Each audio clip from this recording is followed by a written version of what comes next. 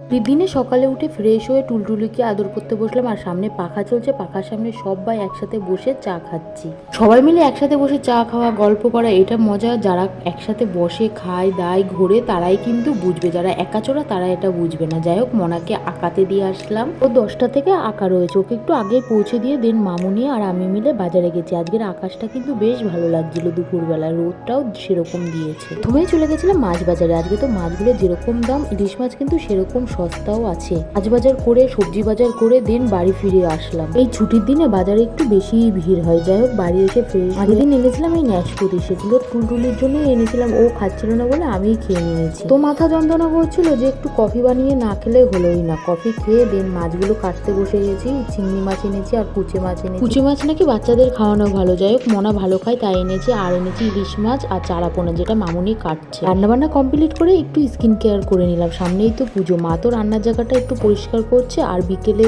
আমি, বোন আর মনা মিলে বেরিয়েছিলাম একটু ঘুরু ঘুরু করতে। তারপর মনা বায়না ধরুন লস্যি খাবে, তাই ওকে লস্যি খাইয়ে দেন বাড়ি এসে এত ঘুম পাচ্ছিল, ঘুমিয়ে পড়েছিলাম। তারপর উঠে দেন ডিনার করতে বসেছি, চিংড়ি মাছ ভাতে দিয়ে ইলিশ মাছ আর পুঁই শাকের তরকারি। তো আজকের দিনটা কেমন লাগলো, চলো টাটা।